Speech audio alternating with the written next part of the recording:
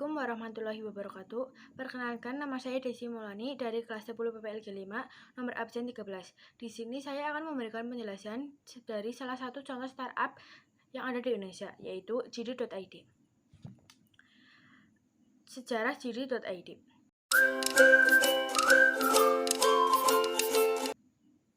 Datang sebagai e-commerce yang punya misi Make the Joy Happen, di mana JD.id siap memberikan banyak kemudahan untuk semua pelanggan yang ada di Indonesia.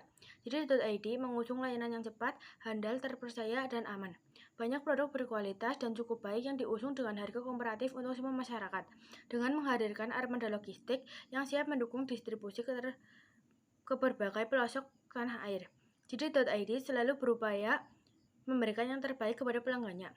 JD.id memiliki jasa layanan antar cepat dan aman untuk seluruh wilayah Indonesia, di mana memiliki misi yang lebih komparatif dibandingkan lainnya.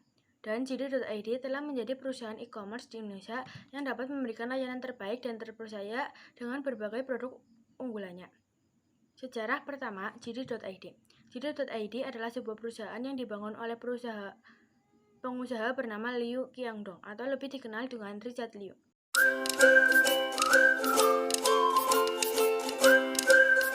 Pada bulan Juni 1998, di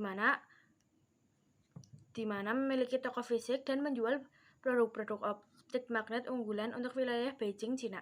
Kemudian Richard Liu berupaya mengembangkan retailnya dengan menjual barang-barang elektronik, komputer, telepon seluler, dan barang lain yang masih sama.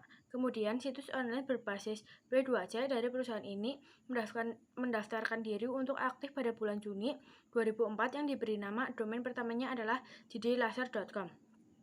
Namun pada tahun 2007 diganti menjadi 360by.com. Tetapi pada bulan Maret 2013, nama domain tersebut kembali diubah menjadi jd.com.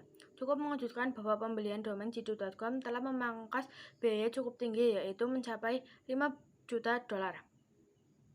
Dan di waktu yang bersamaan, jd.com juga menginfokan logo dan maskot terupdate-nya. Saat ini, Tencent adalah pemegang saham 20% dari perusahaan tersebut. Pada awal terbentuknya JD.com, proses pengiriman barang masih menggunakan kendaraan mobil otonom, nirawak, dan robot, serta mempunyai beberapa sistem pengantar dan nirawak paling besar yang ada di dunia. Sekarang, perusahaan ini telah melakukan uji coba sistem pengantaran menggunakan robot, membuat bandara kendaraan nirawak, dan telah meluncurkan truk otonom pertamanya di dunia. Sejarah JD.id masuk Indonesia. JD.id mulai masuk ke Indonesia pada bulan Oktober 2015. Di awal peluncuran situs JD.id, mereka baru berfokus pada sebuah layanan yang menyediakan barang-barang kebutuhan seperti elektronik dan gadget, di mana barang-barang elektronik itu tidak mudah untuk ditemukan. Seperti beberapa barang ini: iPad Pro Apple dan A2010 Lenovo yang kala itu baru meluncurkan produk mereka pada akhir 2015. Dari sana, JD.id kembali memperbanyak produk mereka dan menyertakan beberapa produk di kategori lain. Di antaranya ada produk pakaian, sepatu, produk kecantikan, kesehatan, alat olahraga, dan lainnya. Situs JD.id yang memakai country code top level domain Indonesia atau .id sengaja dibuat untuk memperlihatkan komitmennya dalam memberikan layanan terbaiknya di Indonesia yang mana bisa lebih cepat dan aman. Dari laporan yang kami dapatkan, nama domain JD.id dibeli dengan harga 500 juta rupiah atau setara dengan 38.000 dolar. Untuk mendapatkannya, kepercayaan masyarakat melihat JD.id. Kepercayaan dari masyarakat mulai tumbuh sehubung dengan adanya JD.id di Indonesia yang menawarkan sebuah transaksi mudah dan cepat. Ini secara langsung telah menunjukkan betapa pesatnya perkembangan situs e-commerce yang ada di Indonesia, termasuk JD.id. Selain itu, ada berbagai macam bentuk dari situs e-commerce di mana memiliki format yang berbeda-beda, di antaranya sebagai berikut. Yang pertama ada business to consumer, atau biasa disebut B2C. B2C memiliki arti sebagai bentuk perdagangan yang menjual barang elektronik, di mana terdapat sebuah perusahaan atau bisnis yang akan menjalankan penjualan barang-barangnya langsung kepada konsumer atau pembeli. Contoh dari perusahaan B2C yang ada di Indonesia dengan sistem ini diantaranya ada Blibli, Lazada, Matahari Mall, Belanja, dan JD.id yang baru meluncur ini. Yang kedua ada business to business atau B2B. Ini merupakan bentuk komunikasi dalam menjalankan bisnis online, dimulai dari pembuat bisnis e-commerce produk yang dijual dan kepada pembelinya yang mana menjadi organisasi maupun perusahaan. Dengan melakukan sebuah transaksi yang dibuat para trading partner, dan itu akan saling mengenalkan format datanya yang telah satu sama lain sepakati bersama-sama. Consumer to consumer merupakan bentuk e-commerce yang mana menunjukkan seseorang akan menjual produk maupun jasa kepada orang lain dengan cara menggunakan sistem transaksi bisnis dan komunikasi, termasuk antar konsumen untuk dapat penuhi kebutuhan di waktu tertentu. Contohnya di sini adalah Tokopedia dan situs lain sejenisnya, termasuk JD.id. Cara kerja JD.id. JD.id menjalankan dua model bisnis yang berbeda. Sebagian besar produk yang mereka jual, sekitar 90%, merupakan produk yang mereka miliki. Sisanya merupakan produk yang dimiliki oleh para merchant yang bekerja sama dengan mereka. Konsep ini serupa dengan yang dijalankan oleh Lazada. Kepercayaan merupakan hal yang terus diulang-ulang oleh Lee dalam wawancaranya. Hal ini seperti menegaskan bahwa mereka memang benar-benar fokus mengejar misi tersebut. Model bisnis B2C merupakan sesuatu yang mereka rasa tepat. Dengan menjual barang yang mereka miliki sendiri, tentu akan lebih mudah bagi JD.id untuk melakukan kurasi, serta menjaga kualitas barang di platform mereka. Namun, di sisi lain, model bisnis tersebut membuat jumlah produk yang mereka miliki cenderung lebih sedikit dibanding marketplace seperti Tokopedia atau Shopee. Sejalan dengan misi itu, sejak awal September 2017, JD.id pun meluncurkan kampanye yang bertajuk Dijamin Ori. Hal ini berbeda dengan e-commerce lain yang cenderung menonjolkan potongan harga atau potongan ongkos kirim. Selain dengan menonjolkan kualitas barang, JD.id pun ingin menarik kepercayaan masyarakat dengan cara menyajikan proses pengiriman yang cepat.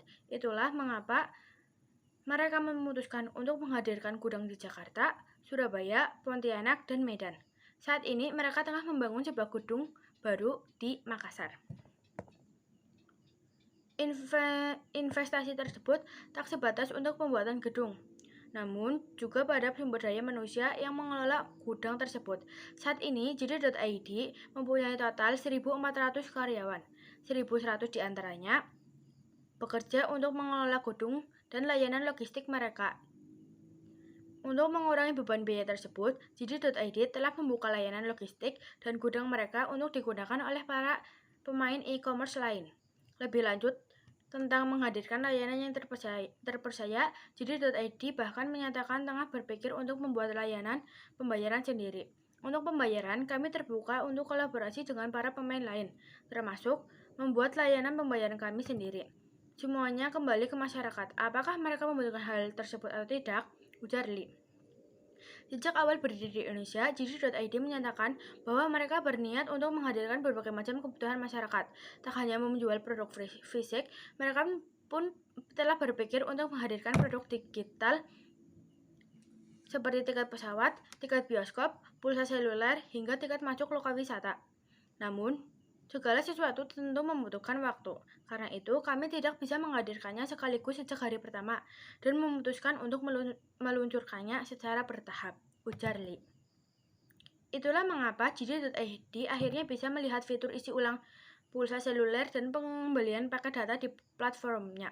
Mereka pun telah bekerjasama dengan CGV untuk menghadirkan layanan pembelian tiket bioskop. JD.id pun meluncurkan layanan bernama JD Flag baru-baru ini yang memungkinkan para penggunanya untuk membeli tiket pesawat. Menariknya, layanan tersebut didukung oleh Traveloka, startup unicorn tanah air yang memang baru saja mendapat pendanaan dari JD.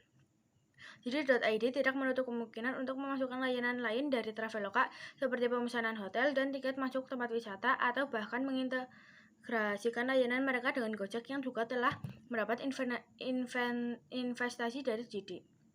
Indonesia merupakan pasar terbesar kedua untuk JD setelah Cina. Itulah mengapa Indonesia merupakan satu-satunya negara asing di mana JD mempunyai sebuah tim operasional khusus karena besarnya potensi di tanah air. JD.id berusaha keras untuk menyesuaikan diri dengan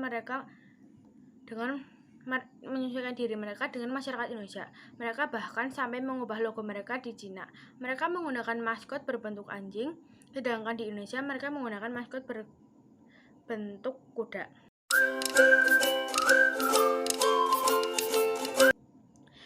Kelebihan atau keunggulan JD.id.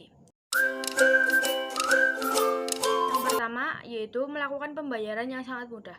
JD.id telah memberikan kemudahan dalam melakukan pembayaran dengan melalui situs JD.id, di mana metode pembayaran yang begitu banyak seperti dengan menggunakan transfer bank, kredit, cicilan 0%, debit online, ataupun COD atau bayar di tempat. Yang kedua, memiliki kerjasama yang luas dan kuat. JD.id telah memiliki kerjasama yang kuat dan cukup luas karena JD.id yang telah resmi bekerjasama dengan Ekobank dan juga Garuda.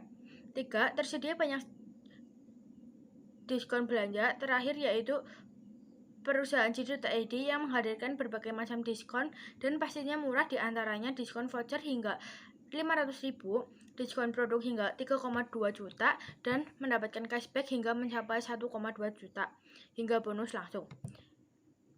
Kekurangan atau kelemahan JD.id. Yang pertama, aplikasi JD.id yang kurang populer di kalangan masyarakat itu karena barang yang tersedia di aplikasi JD.id yang kurang lengkap dan masih banyak yang kurang dalam suatu produk yang dijual, sehingga banyak masyarakat yang lebih memilih situs online yang lainnya. Yang kedua, produk yang ada di JD.id yang kurang lengkap. Hal ini bisa dikatakan berdasarkan review pelanggan yang menggunakan atau berbelanja di aplikasi JD.id. Yang ketiga, pelayanan kurang dipercaya. JD.id yang memiliki sistem pelayanan yang kurang bisa dipercaya karena ada beberapa orang yang mereview mengenai keluhan pelanggan mengenai pelayanan di JD.id. Mungkin segitu dulu yang dapat saya sampaikan. Mohon maaf apabila ada tutur kata yang kurang berkenan, mohon maaf. Wassalamualaikum warahmatullahi wabarakatuh. Bye-bye.